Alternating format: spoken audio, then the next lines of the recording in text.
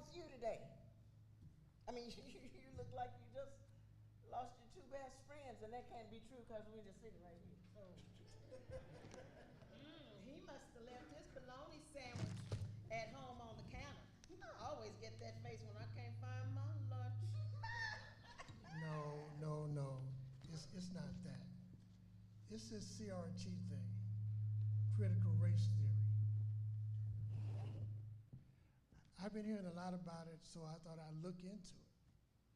There's so much that I didn't know, and lack of information can affect my family, my job, my children, and even how people relate to me. It's almost like everything that African Americans have accomplished over the last 50 years is sliding backwards. What? No, look. Remember my cousin Thomas? He's been with that same company for almost 12 years. Now, when the chief administrator of that department retired, Thomas applied for that job, especially since he'd been getting all these awards and promotions over the years. But to his surprise and everybody else's, he not only did he not get selected for the job, but he was told he didn't have the required experience. But guess who trained and mentored the guy that took the job? And that guy had only been with the company for 3.5 years. And the beat goes on and on and on. So I guess this critical race theory is just a reminder that social institutions in the United States are still laced with racism. And looks like most of it is still directed to the young African-American male in a hoodie. And I don't even want to talk about people of color who can't get the house that they want because the interest rate is always going to be a little bit higher. Well, what is this nonsense that we teachers are being told about our history classes? Opponents of CRT legislation want us to stop teaching about slavery or the Civil War in our classrooms. Supposedly, it happened a long time ago, and we just need to take it out of the textbooks and just move right along. Well, the Old and New Testaments were written a long time ago, too. But everybody still uses those books. Yep. Well, I've even heard a couple of people say that everything is fine now that we're all equal. I guess he didn't understand that America's not equal for everybody. Yes, and some states like Texas want to pass laws that will prohibit the use of words like bias or oppression or discrimination in the classroom. If I thought the attitudes would disappear along with the words, hey, I'd strike them from my vocabulary in a heartbeat. So, CRT, or critical race theory, just says we must become much more aware of every event, every movement, and every piece of conservative legislation that affects our day-to-day living. We can no longer sit by and let others determine our future. We must do something. I think that's the bell. Let's go back.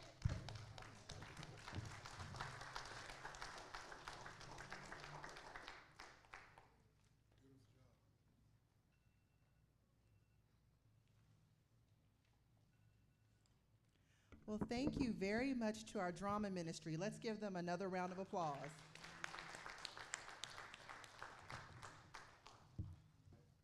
So now we're going to go ahead and move on and have our conversation with our two panelists. But before we begin, let me introduce you to our panelists. First, we have Ms. Carla Brodus. Ms. Brodus is the president and CEO of Commonwealth Trading Company, which is also doing business as Commonwealth Computer Company, which is a reseller of computer hardware, software, and peripherals. The company itself was established back in 1996 and is a certified African American woman-owned business that provides computer equipment for state and local agencies along with educational entities.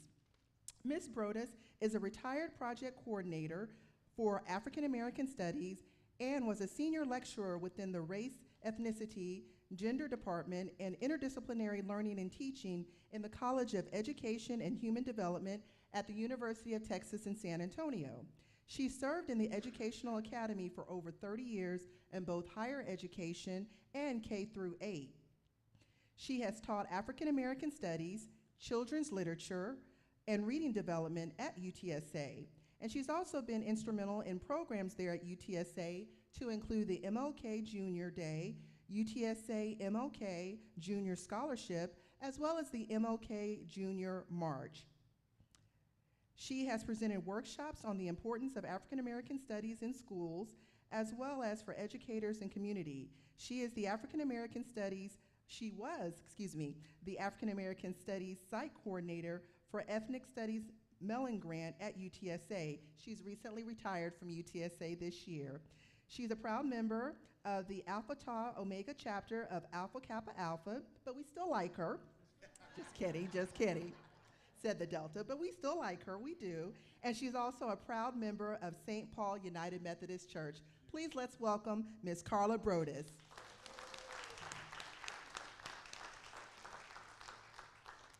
And next, we have our very own. Something to add to that. Yes, ma'am. UTSA now has an African American major. We have an African American Studies major. Amen. Just got to be a, and they have me 25% of the time. Okay, so you're not fully retired just yet. Not fully, not fully. Okay, thank you. And then next up, we have our very own Reverend Ernest E Felder Jr., who serves as the director of the NBC Social Justice Ministry. He also is a faithful member of the San Antonio branch of the NAACP Education Committee, where he is a Silver Life team member, and he has 38 years human relations, EEO, and family advocacy with the military as well as DOD. He does serve as an associate clergy here, and the quote that he lives by is, "Living to do what I was born to do," an advocate for all and the family. Reverend Felder.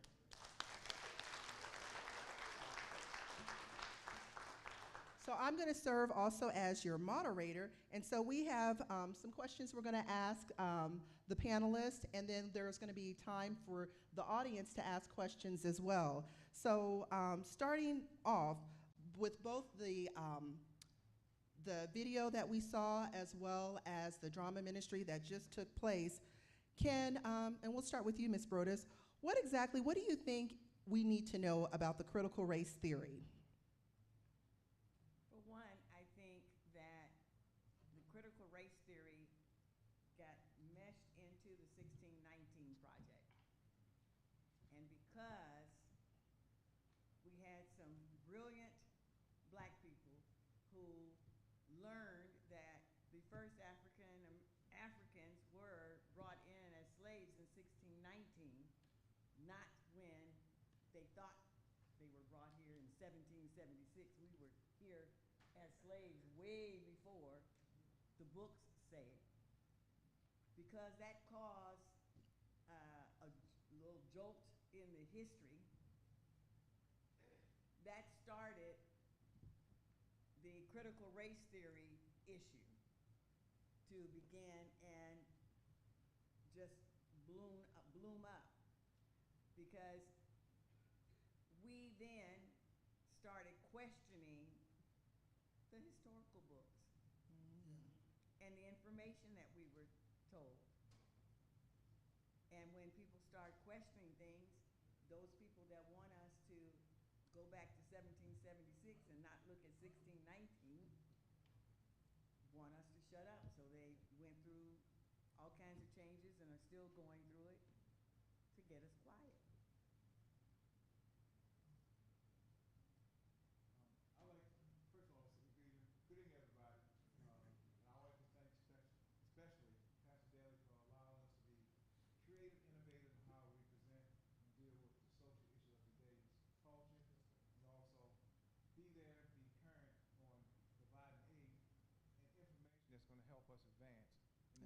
times in which we're living. So I thank you for that, Pastor Daly. To add to what you're saying, since I'm sitting on holy ground, I might as well tell the truth. History began in 1500 because America's already here. We didn't discover America. So we can't leave out our Native Americans. They were here. So once you put that picture there and the 1619 picture there, then you got an inclusive, complete 100% factual history. But I'd like to start with the rhetorical question is how we got here. How we got here as far as this, the CRT issue and the school issue. Okay, in 2020, President Trump stood up a Patriotic Education Commission. And that commission was to do just what Ms. Broder said, to counteract, to influence and change the curriculum in our schools when it comes to education. You got to remember that the pushback also came during the George Floyd movement. That was an issue. And then another thing I need to say this. Now you think by when we pulled down the Confederacy Guards, the statues, the names off schools, the plaques off the neighborhood, the plaques, names of neighborhoods, that pretty much inspired this Education Commission to do what it did because basically, yes, the statues came down, the names came down. Now we got to ask ourselves the question, you think they were going to stand by and let that happen while having some pushback? That contributed to it. And then you also had the vilification of BLM and the like.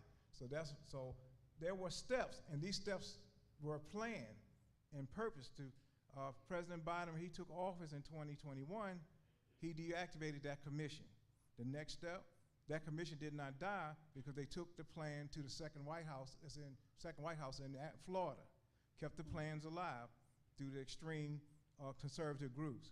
The next step was to weaponize, to vilify, and start the anti-CRT movement, as you already said, 1619 movement, and then you heard that term wokeness. That was under attack. And woke is just simply being aware culturally, spiritually, and socially what's going on. We always been woke. That's where the term we shouted in the day, I'm black and I'm proud. That was a form of wokeness. When we stood up for the civil rights and the marches, that was a term of woke. We never been asleep. So, but that term woke is a dangerous tag that was applied. The next step was to develop a national template. That national template was developed in Florida at the Florida White House, and they took that template from Florida and they passed it to all the GOP-led states.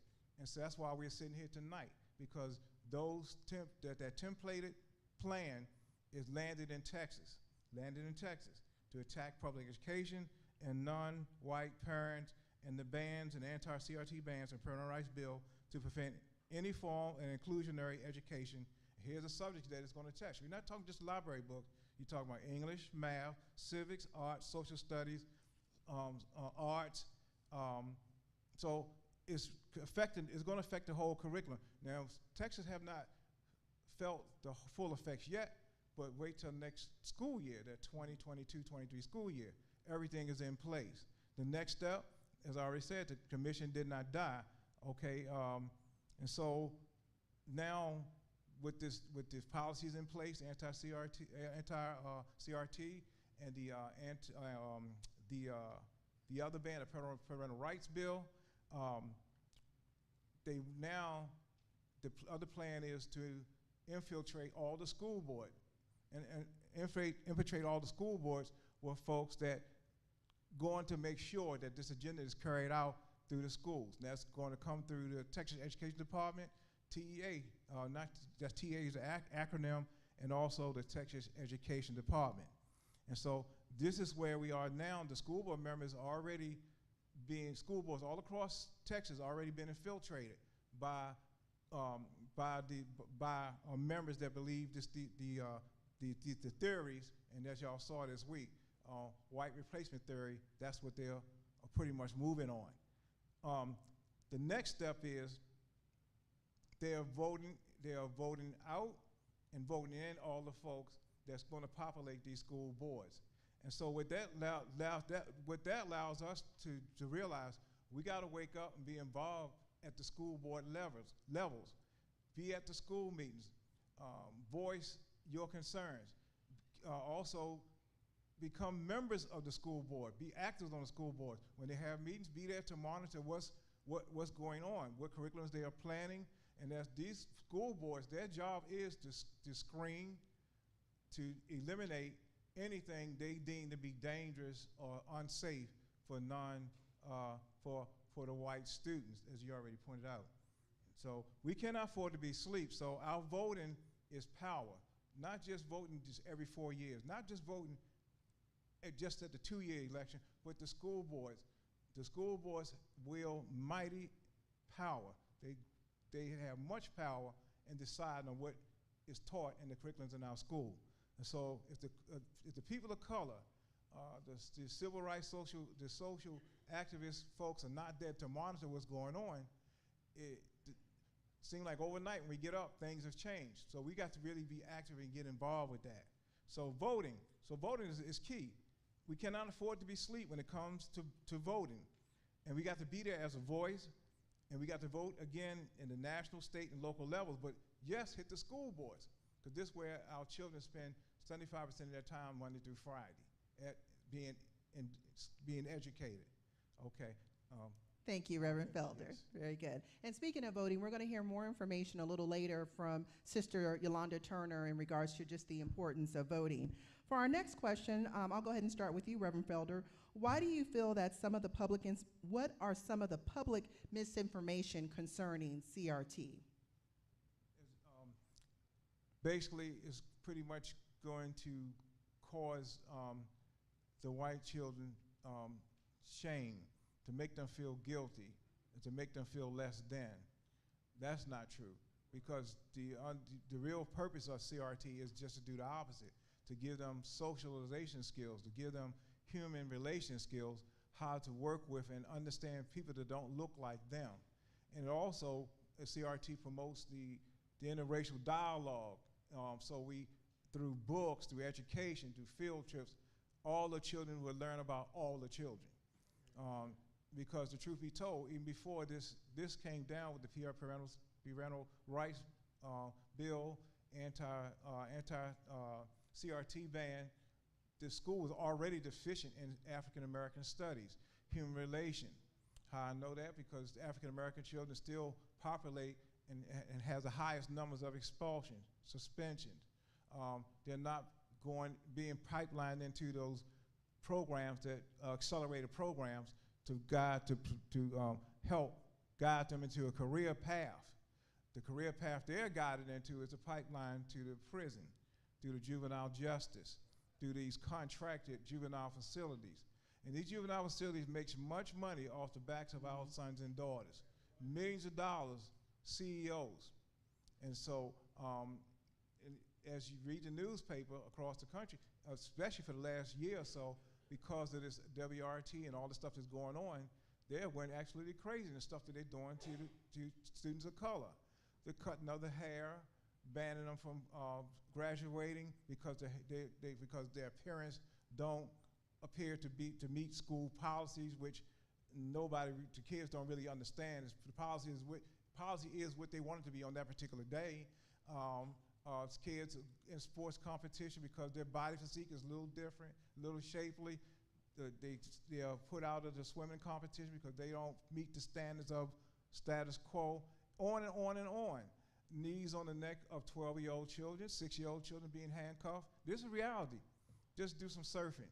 This is reality. And I think the numbers are escalated because they have been given empowerment by coded words through media and social media that pretty much says do whatever you want to do, because basically since 2017 it's been fashionable to be racist, outward racist, and do these things. And so we're dealing with a lot of things. So I hope I answer your question. There's a lot of things tied in that we have to work with. Gotcha. I'm trying to get a lot in a few minutes. Ms. Brodus? Let me put I really don't need a mic. I'm a professor, right? Let me put a whole nother swing on all of this. You do realize that due to CRT and what they're doing with children's books is impacting authors. What color authors? The black and the brown. Okay. The black and the brown authors are the ones that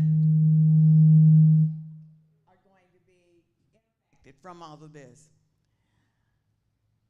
If we are getting rid of Bud Not Buddy, as an example of a book, and the author of that book is not going to get paid. So for all the black books that are being taken off the shelves, you're going to have a whole bunch of black authors that aren't going to get money. And I think we're forgetting that part, but we're forgetting a whole nother part. I used to be a 4th grade teacher way back when, teaching reading and writing. I used to have to go out and search, because this was in the early 90s, for books that represented the kids that I was teaching, brown and black kids. Had to look all over the place for books. I used those books so those kids would think, if that black person wrote, then I can too. So if we were moving all of those books from the shelves, those brown and black kids aren't going to see anybody that looks like them, that a person like myself can say, you can write too. So there's more happening than what maybe we even think about. We've just destroyed our kids' reading and writing abilities too. Now, you need to be aware in higher ed, Dr. Gloria Latson-Billings is well respected. They're on her case something terrible right now. She is known for her logical explanations about education, big on reading. Well, she wrote up a scholarly article that said CRT, the reason why it's impacting us is basically what Reverend Felder said. You know that we have high suspension rates. Which kids are getting suspended? They look like us. Which kids are dropping out? Who's being tagged special ed all the time? We've gone crazy. And we've had some people tell our parents, you'll get extra money if you go ahead and put that label on your kid. And instead of us using our critical thinking skills, we've done it. We've allowed them to tag our kids. So the social institutions that this whole CRT thing is only going to be bringing us further down, not bringing us up. In education, are you aware that they already tackle the Texas Essential Knowledge and Skills? The Texas Essential Knowledge and Skills used to state critical thinking skills were necessary in every subject. Go look in there now. Go look in there now. It's in one area. The TEKS, the 8 strands of essential knowledge and skills for social studies are intended to be integrated for instructional purposes. Skills listed in the social studies skills strand in subsection B of this section should be incorporated into the teaching of essential knowledge and skills for social studies. A greater depth of understanding of complex content materials can be attained when it's integrated into the disciplines and critical thinking skills are taught together. One place, when it was in every section, in every subject area. That just got slid in. Did you know that?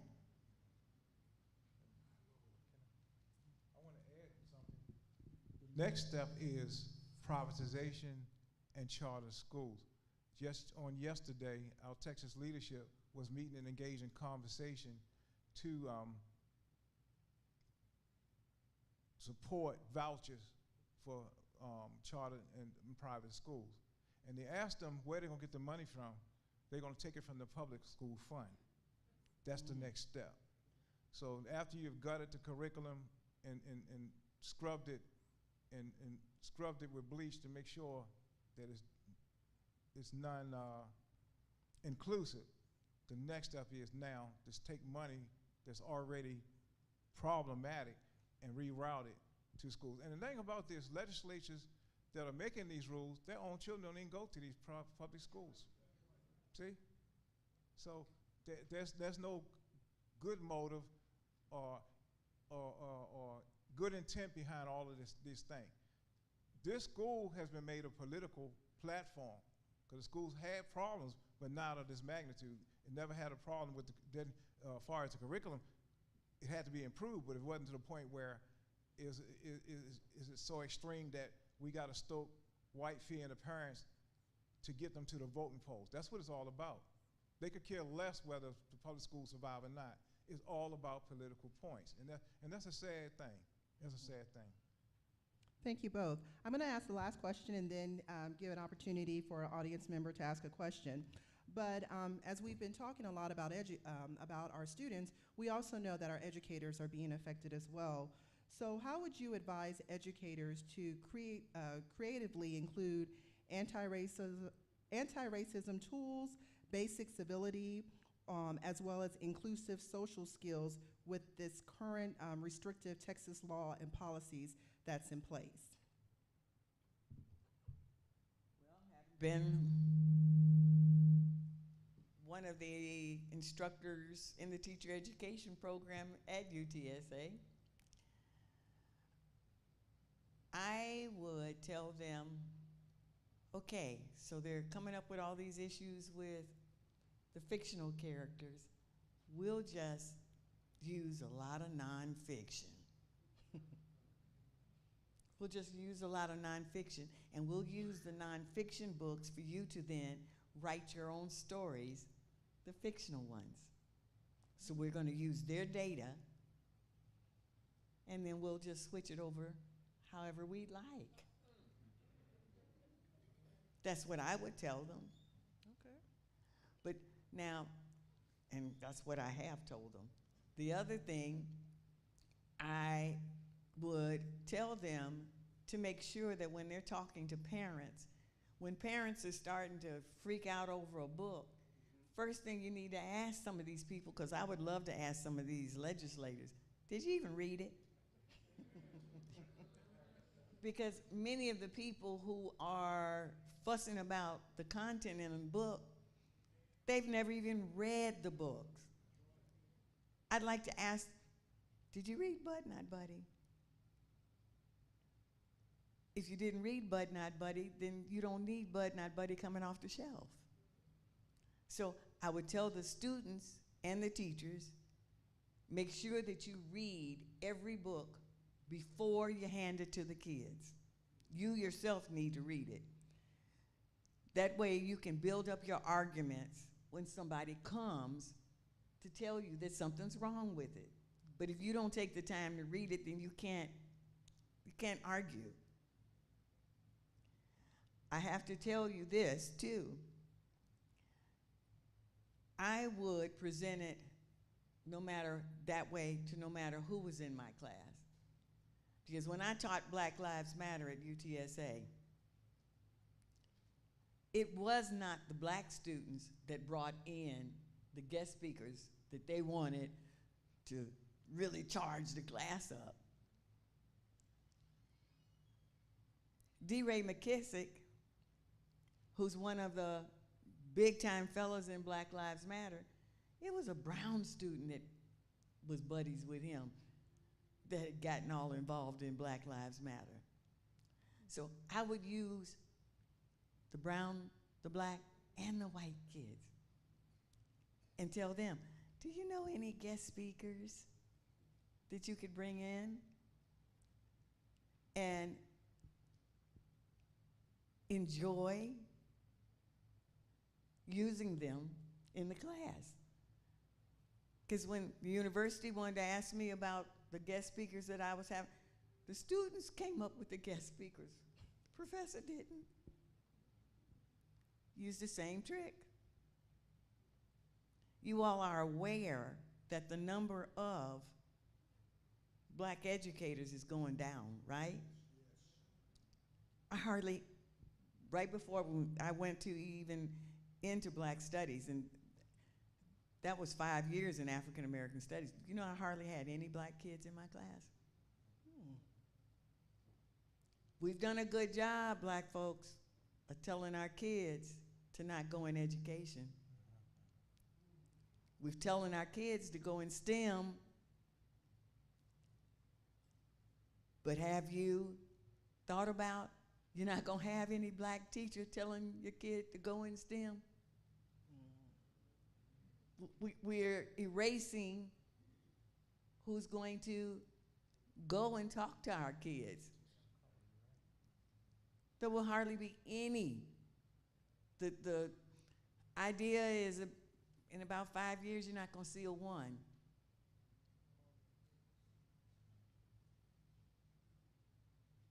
So be afraid about that too. I can add to that.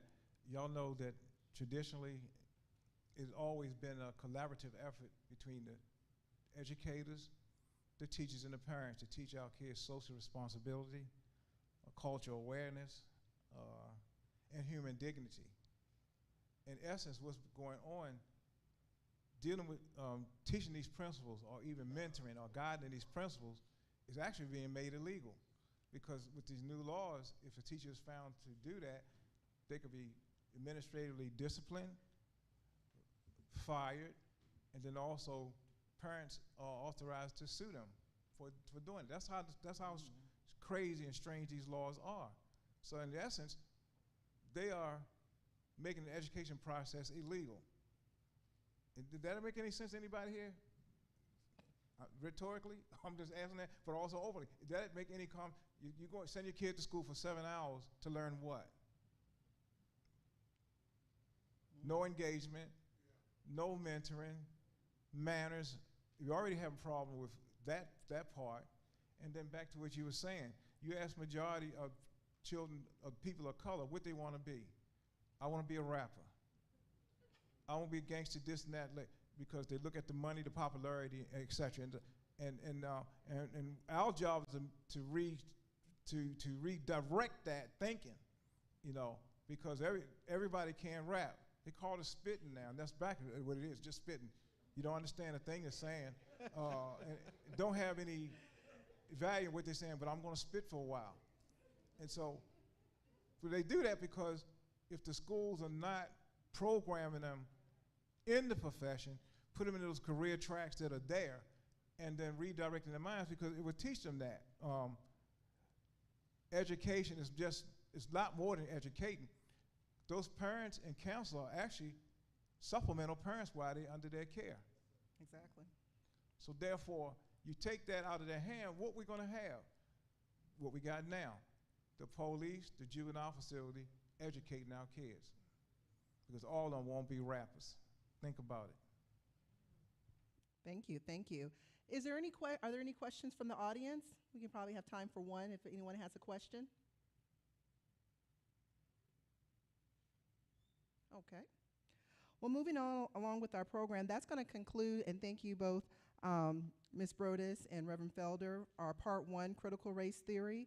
We're going to go ahead and move on to Part 2, the Texas Parental Rights Bills and School District Banned Books, which you both kind of alluded to earlier. We're going to have 2 short YouTube clips to show, and then a drama act followed by the panelists for Part 2.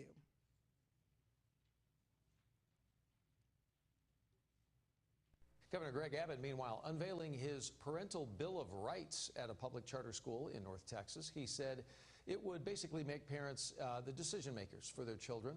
Our political reporter Jack Fink with the details on what that actually means, and reaction today from the governor's opponents in the upcoming election. Before hundreds of parents and educators at this public charter school in Louisville, Governor Greg Abbott signed a pledge outlining 4 main provisions of his proposed parental Bill of Rights. Parents will be restored to their rightful place as the preeminent decision maker for their children. The governor said to make sure parents are the primary decision makers, language needs to be added to the Texas Constitution. Other parts of his pledge include giving parents easy access to students' course curriculum, protecting students, and notifying parents of their rights online. The governor also seeks to toughen penalties against educators. Texas will ensure that any educational personnel who is convicted of providing minors with obscene content will lose their educational credentials and state licensing, forfeit their retirement benefits, and be placed on a do not hire list.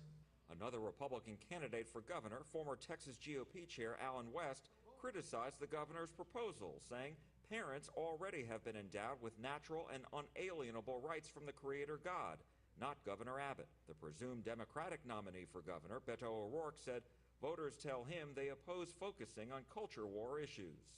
They want us coming together to make sure our kids can read at grade level, that we're focused on math and STEM education, and that we're graduating 18-year-olds in the state of Texas who are college ready and competitive for the careers that we're creating in Texas today. Toughening penalties against educators will require approval from state lawmakers, and a change to the Texas Constitution will also require approval from the voters. Jack Fink, CBS 11 News. Jack, thanks.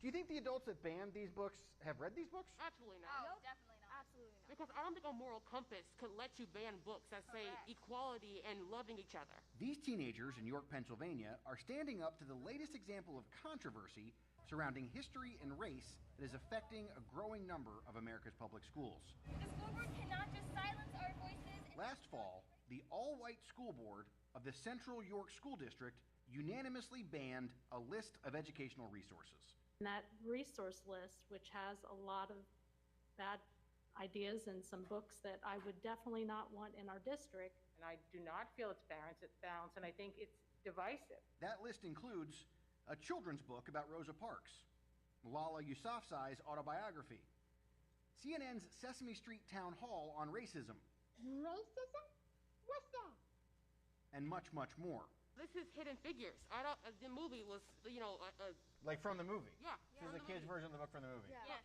It's frustrating for the students. This is a board that, after hearing their students' concerns about diversity in the district, hearing my struggles with race, being an Indian American, and consistently feeling like I didn't belong, after all those conversations for weeks on end, they still pursued this book ban. I want to learn genuine history. I don't want to learn a whitewashed version. I want to hear all of it.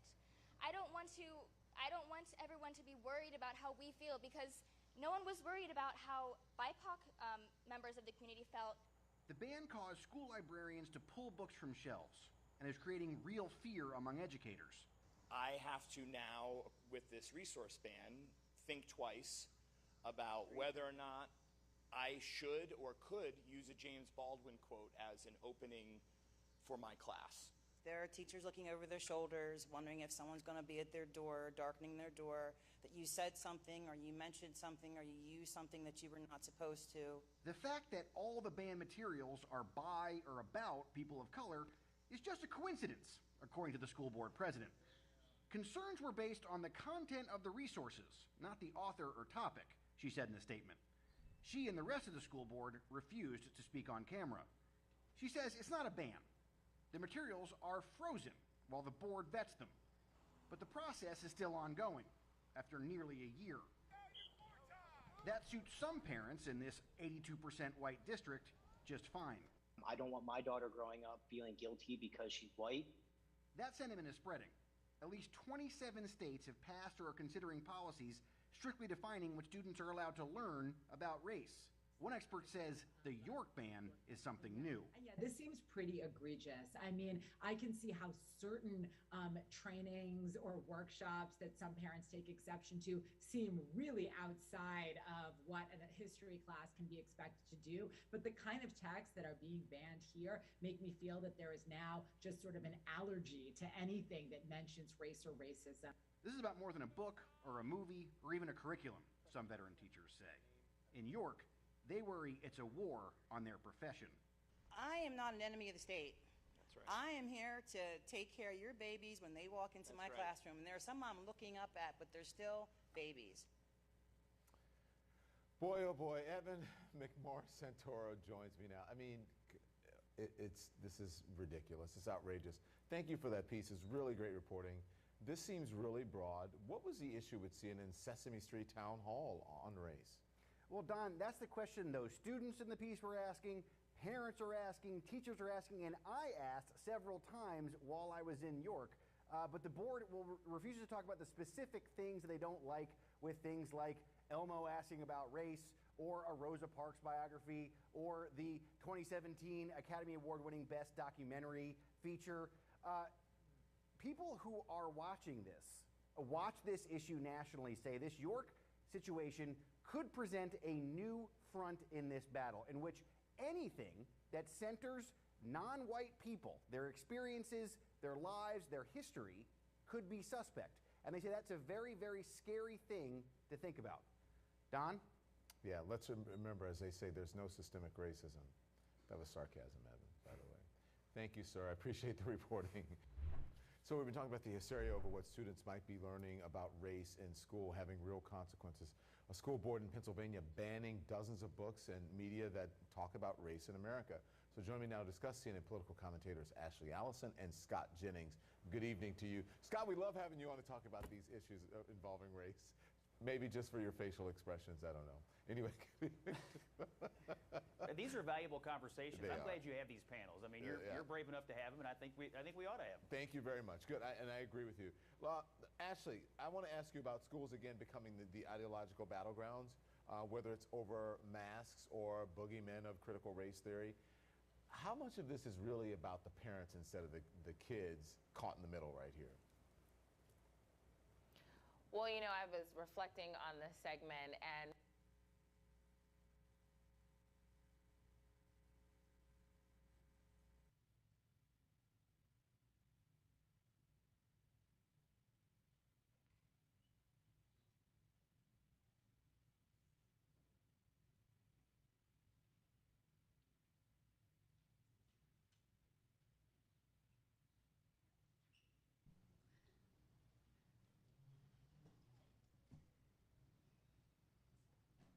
Praise the Lord, praise the Lord. Woo!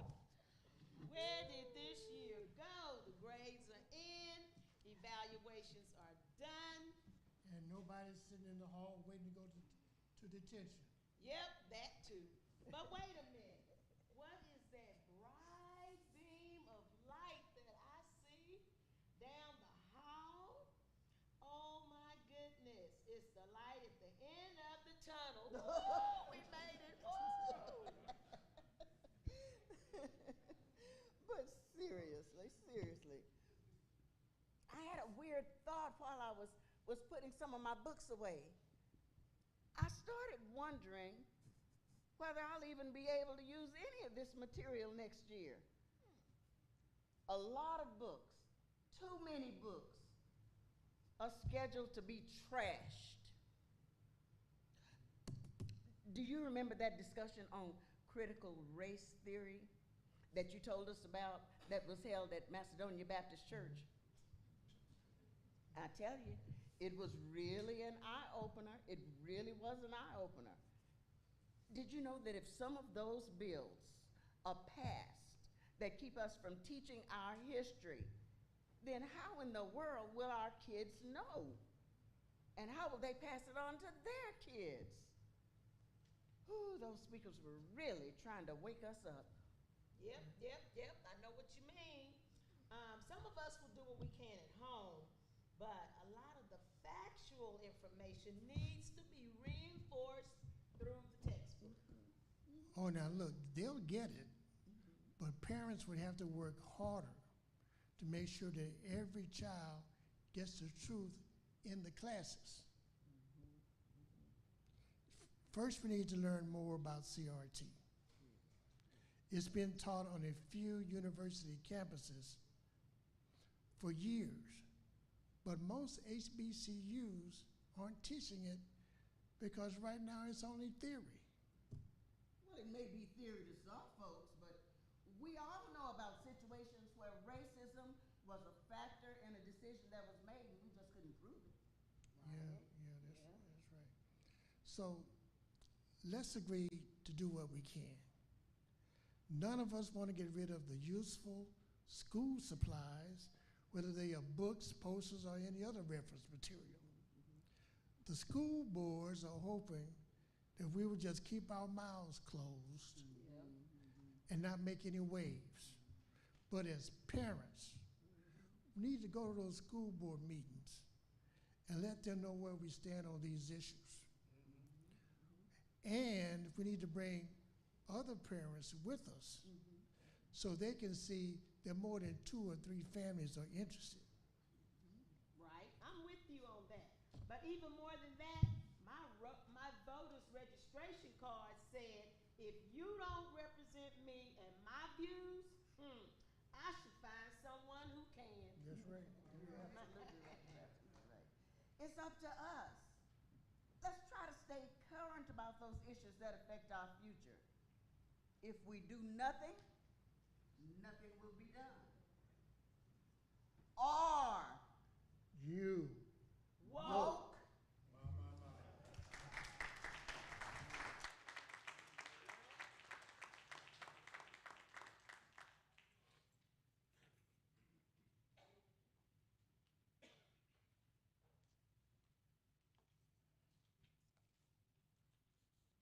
Excellent presentation again, Drama Ministry. Let's give them another round of applause.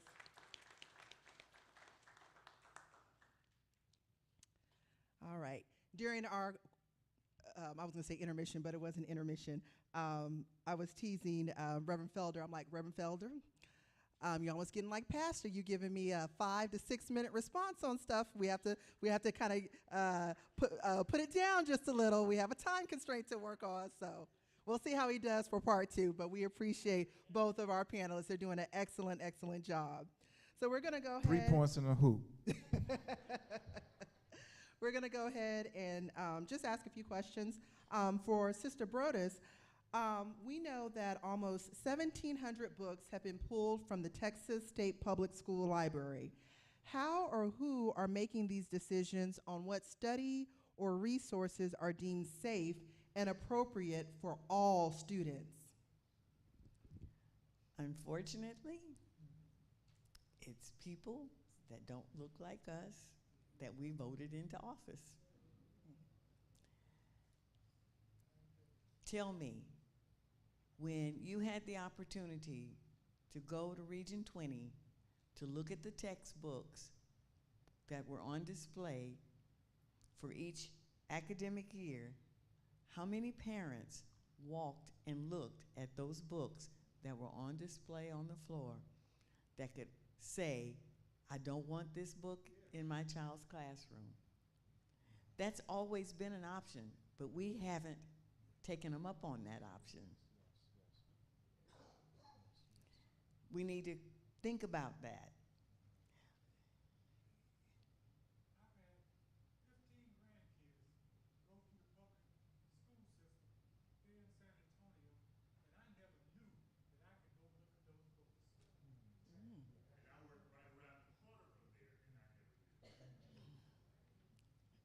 You didn't know for a reason. They really didn't want you to go. Now, also, how many places, how many of our churches, community centers have libraries for our kids?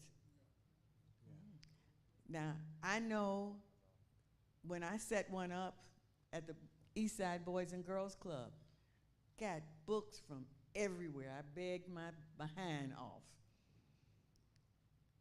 I had someone come behind me and say that those books were taking up space, they were trash, and undid the library because they wanted the kids at the Eastside Boys and Girls Club to learn how to box.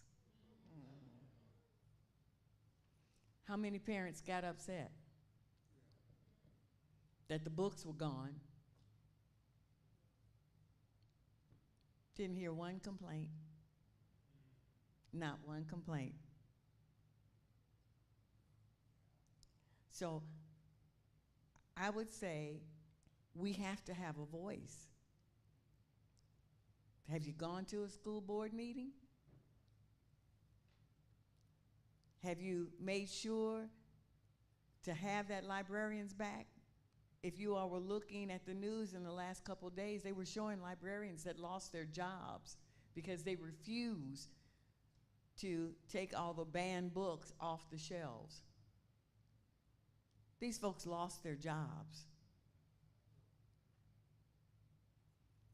Who's backing up those librarians that have lost their jobs?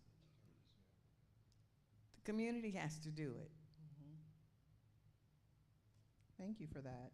And speaking of lost jobs per se, one of the, I'm sorry, was there another question? Yes, sir.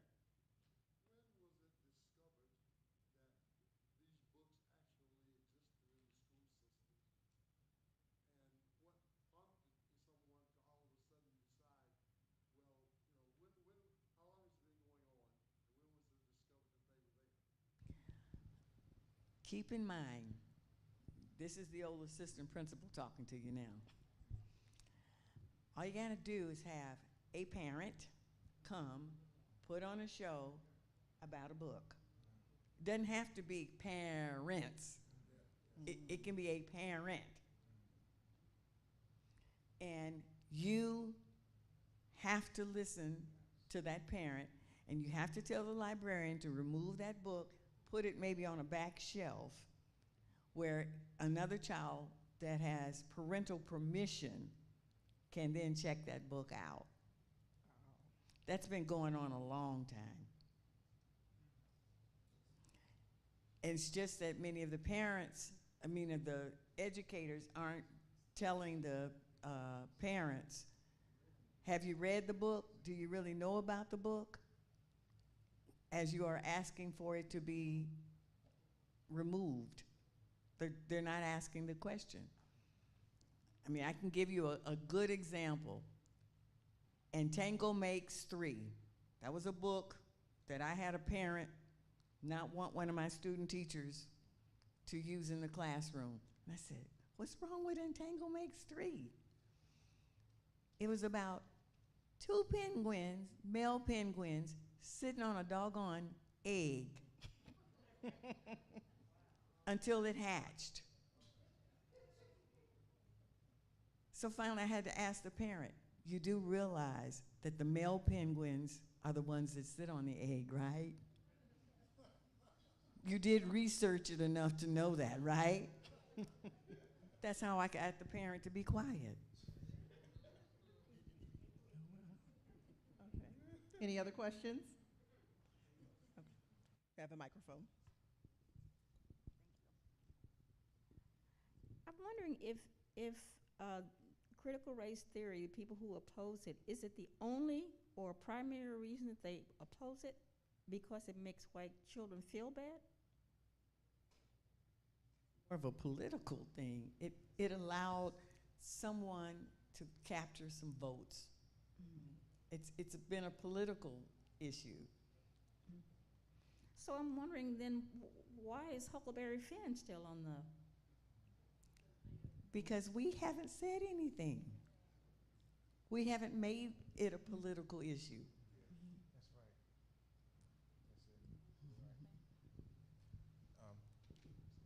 Reverend Felder? I was add to that. The truth be told, all the books, the good, bad, and the ugly, should be in the libraries. Because we need to know about Confederacy so we don't repeat it. Exactly. Knowledge is power. And it keeps us from knowing if we're still going forward our education will let us know we're going backwards. The most, I would say, the most dangerous thing is to be ignorant about who you are, your culture, and your history. And that's the posture that kept us on the plantation for as long as we were. That's how Juneteenth happened. They found out years later. But that's okay, it's better than never. My point of it is, being ignorant is dangerous. It's dangerous. And I want to add, and that's be my last point, for the past 5 years, we've been working with at the state level, TEA and the Texas Education Board to approve this pilot program for comprehensive history, African American history. The pilot programs were in Dallas and in Houston. Now with all of this going on, we know, and let's be honest, it's never going to happen in Texas school. Why? Because the curriculum's already scrubbed. So my point is, we got to get involved.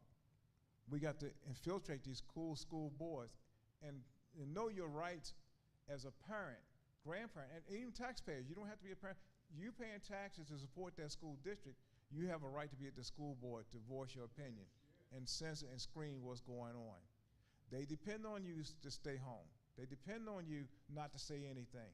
They depend on you not to populate these school boards. So, in our closing points, we'll bring some things up, our answers.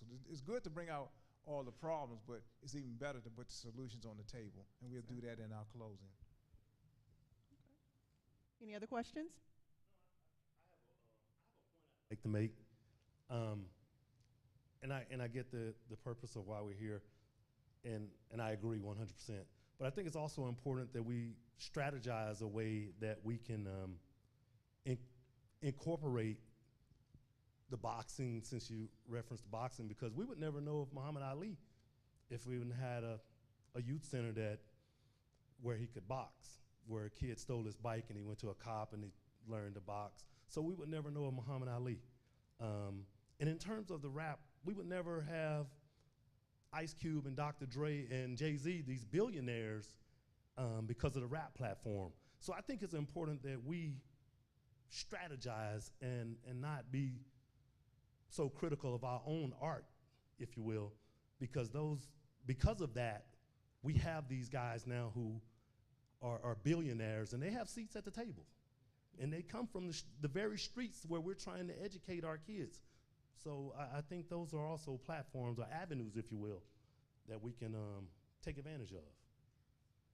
That's the point. Thank you for that. My only fear, how many Muhammad Alis do we have compared to how many teachers we have? I agree. If we just tell our kids the only thing they can do is box, I want them to box and be able to handle their own money. That's right. I mean, okay? I agree. That's the businesswoman in me, okay? Handle their own. I agree. Because let me give you a hint. In the state of Texas right now, guess how many Dell computer resellers that are African American in this huge state? There are 2 of us. Wow. Only 2 of us have been allowed in.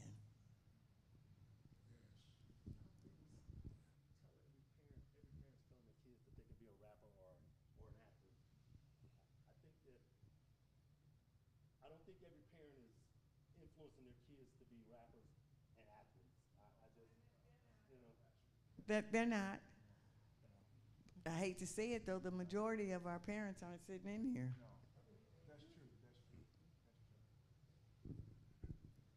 Well, when you talked about the libraries, the church libraries, the libraries at the YMCA having books for our children, I have to say, ouch. Because I've held on to books that were important to me as a young black man that were given to me that I read and made him read. And until just recently, I got rid of them. I didn't realize there was some place that put them to use for our children. And so if that's still happening, we need to know that and support that to make a difference that way. I'm going to respond. You're so right.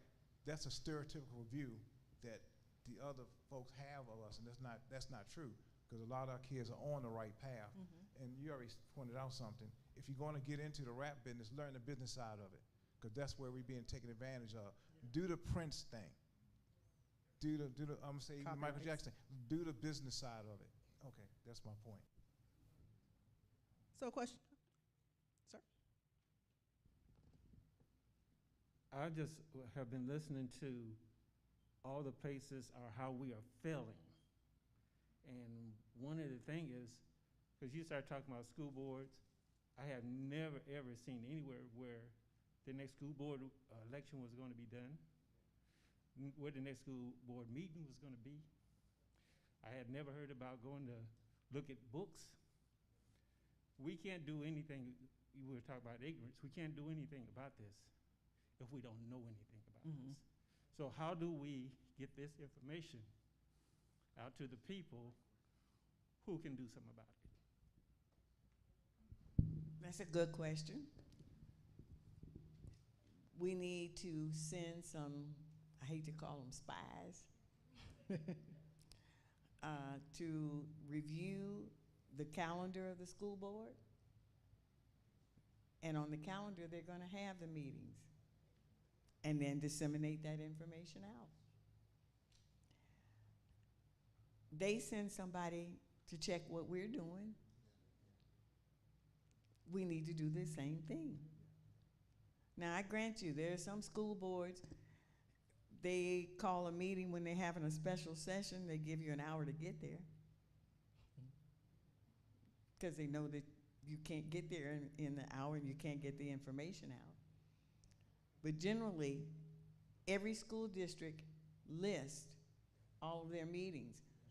So instead of just Googling for fun, we need to Google for a purpose.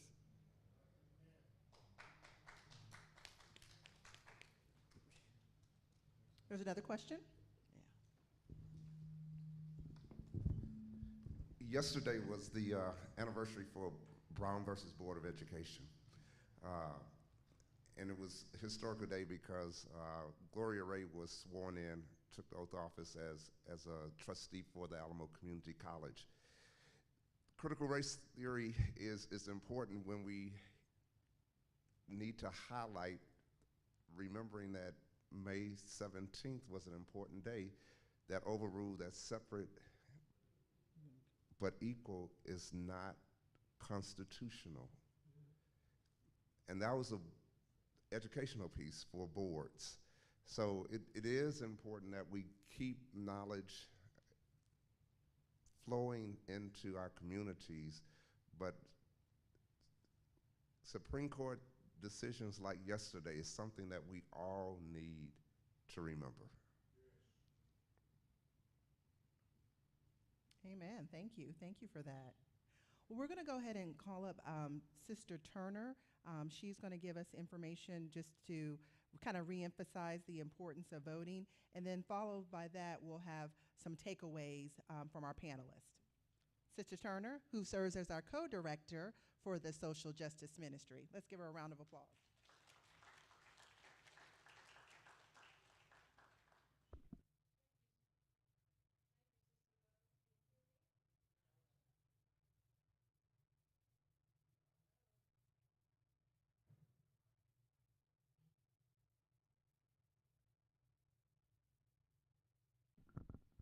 There we go. Thank you again, Sister Butler. As she said, my name is Yolanda Turner, co-director of the Social Justice Ministry here in Macedonia. One of my passions is voting and voter education. And what I have seen over this last year since I got involved with social justice is very disturbing to me. This week is early voting for our runoff elections, May 16th through Friday, the 20th. We also have the election on the 24th, which is next Tuesday. How many people in here have voted? Raise of hands.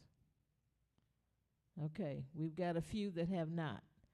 If you're over 18, you need to be registered and vote. as we heard this evening from the panel, most of the situations that we are involved in now that we didn't know about, we can do something about if we vote. The vote, that ballot is our sword in this battle. And if we don't use it and use it quickly and wisely, we are going to be down and out, people. It's going to set us back at least 50 years for what they're trying to do to us now. So it is important that we vote.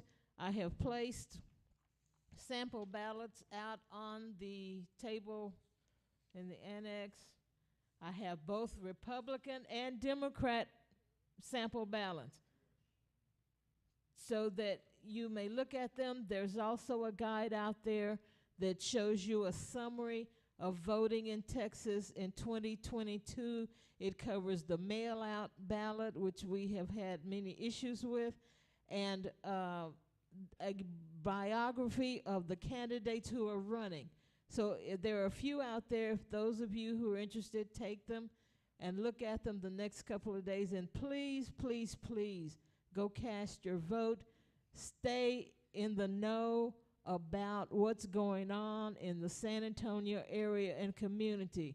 In the last election, our primary Northeast Independent School District voted out 2 incumbent school board members and voted in 2 parental rights bills people. We have to watch that, because what's going to come next, we don't know, but we can suspect. So we're going to have to monitor your kids, monitor their school boards, Northeast, Northside, SAISD. San Antonio has 22 ISDs in the area. 22 of them. And members of Macedonia have children in, I guess, most of those districts, at least the bigger ones. And we need to start monitoring and find out. We've got to let our voices be heard, and not just a little squeaky voice, but a loud, strong voice, and let these politicians know that we're not going to stand for this. So that's my political speech for today. I thank you for listening, and please go vote. There will be more educational programs coming up through social justice that cover voting and helping you with some of these issues. So I will be happy to assist anyone who has a question about voting. Thank you.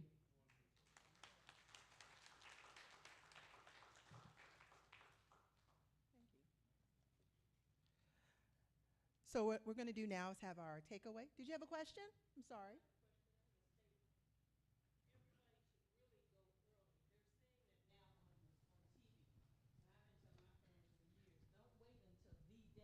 Because that's when they pull all the shenanigans. You're at the wrong district. My voting poll, the place changed the number. I knew it, 2065. I knew it by heart. Now it's another number. So I asked that. Well, yes, that's been changed. They're going to pull all that kind of stuff on the day, on the 24th. So go now. You got 5 days. You had 5 days. Pick whatever day you want to go. That's what I told my family. I better not find out they waited. You know, just get out there. Amen. Thank you, Sister Reed. Next, we're going to go ahead and just have our CRT panelists takeaway bullet points from Reverend Felder and Sister Brodus. You have got to be the voice. Stay woke. Parents and students, know where to access your educational resources. Where are those banned books going to be? Do you know where? Have you taken the kids to the Carver Cultural Center right here in San Antonio? Have you taken the kids to the African American Museum right here in San Antonio? We have some of those resources right here. Go, take the kids, access the educational resources. Parents, vote. Who says you can't run for office, by the way? Run for office. You go get on the school board. You want power? That'll give you some power. Take time to Google and study what these policies are all about and the laws. How are you being whitewashed? Make sure that you get the 100% factual, inclusive, educational information. Know where your federal and state taxes are going. Are they taking care of your house or somebody else's? Know your local and federal agencies. We've got a state agency for some of everything. So find out what those state agencies are. Yes, many of them are sitting in Austin, but they're basically almost all on one street. So find out about those state agencies and utilize them. You want to make sure that you know where to go if your child has any complaints about sexual, gender, religious, anything. Those agencies are there. Yes, you're going to talk to a recording on many of them in the very beginning, but just have your patience. Didn't our parents tell us patience is a virtue? So you just hang through all of those, step 1, step 2, step 3, but when you get to 4, hang them in there. Churches enhance the Christian education department with all the subjects that's being banned in the public schools. Churches, community agencies, cultural centers sponsor for our children, and adults too, national tours, trips to cultural, historical sites, museums that provide insightful cultural, historical education to all students. We must do what public schools can't do. Know your local, state, and national school boards are. Hold them accountable. When they don't represent your interests, call them out, vote them out. Now, we all must thank President Biden and Representative Elizabeth Cheney for calling out the voices that are causing and promoting the divisive and the violence that's going on in our nation. So we thank God for that. And that's what we got to copy the same thing. Call them out. Call them out. Vote them out. Vote them out. And lastly, we got to use the God-given template that God gave Martin Luther King, that collaborative brotherhood, and as Deacon Munson say, a strategy. And we don't have to reinvent the wheel, it's already there. Denominational, ecumenical, social, and civil rights group come together, have one plan. In my observation, what I see happening, we got a lot of social and civil rights groups, but if you look at their top 10 goals, they don't even match. You can never form a fist with everybody on a different direction. So my suggestion is we need to encourage that all the goals, the top 10 goals for every civil and social and civil rights group have the same top 10 goals. Making sense? And on that note, we can say good evening and stay woke.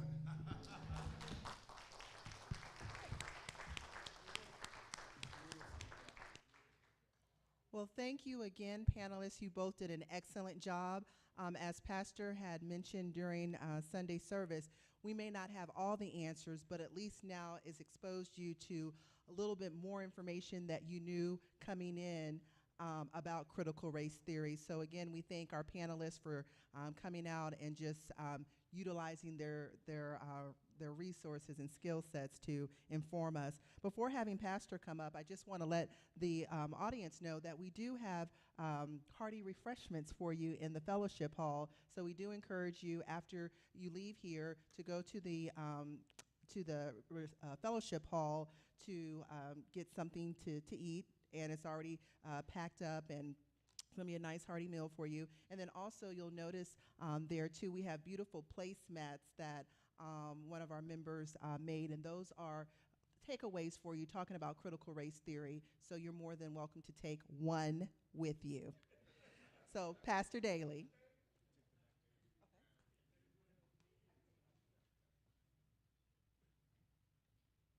Shall we say a great amen? Let's say amen again. Hasn't this been an informative and enlightening presentation tonight?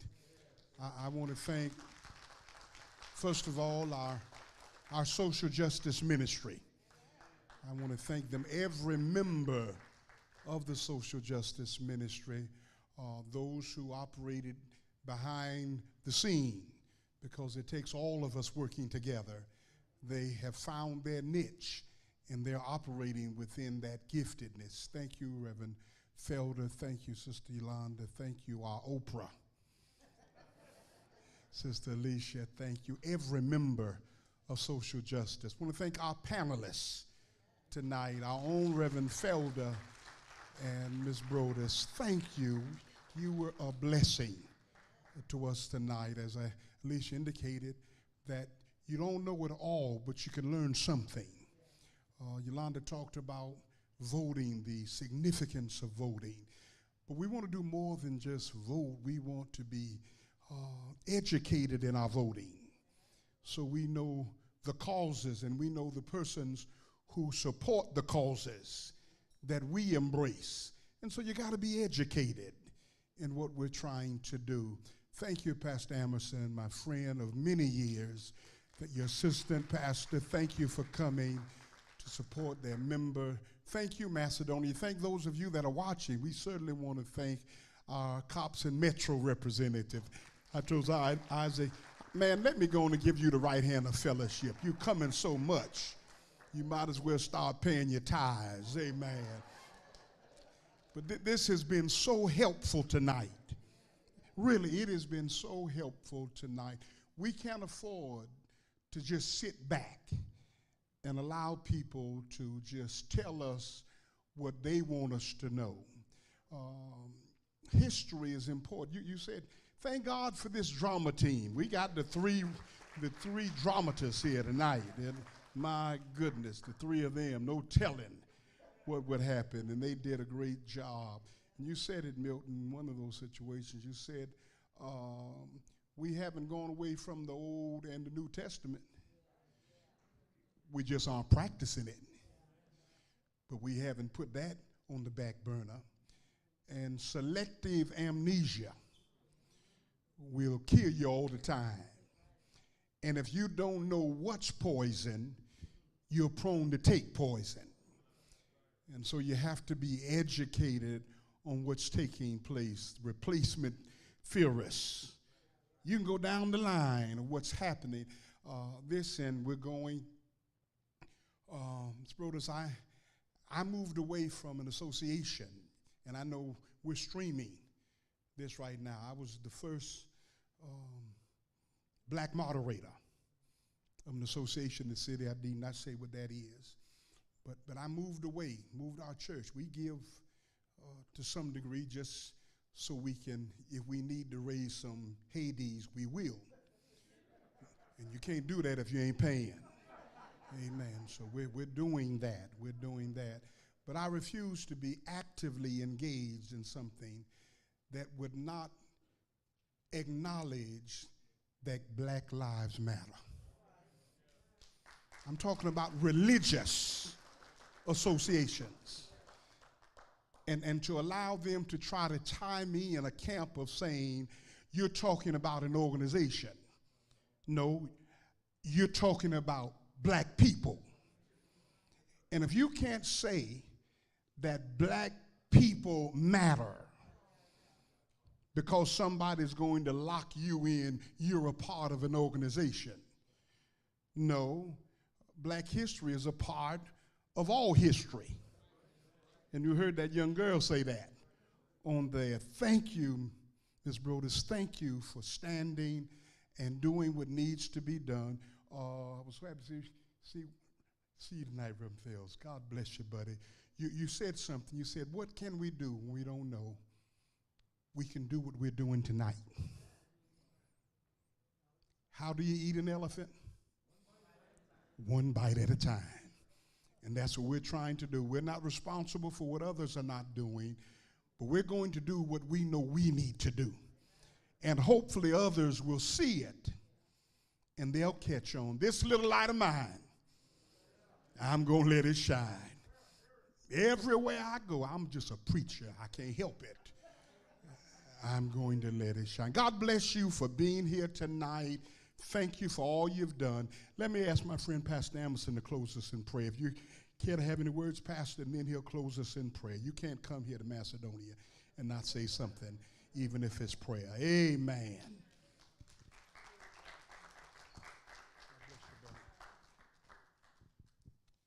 It is a joy to be here at Macedonia. We gave up our Bible study to be here. But what a wonderful effort that y'all have engaged in discussing critical race theory. Black lives do matter. Humanity is all we have, and when we don't validate one another, then we're all going in the wrong direction. So thank you to this wonderful ministry for what you're doing in social justice and advocacy, and to Pastor Daly. You've done a great job, and you are a great man because he went to HBCU.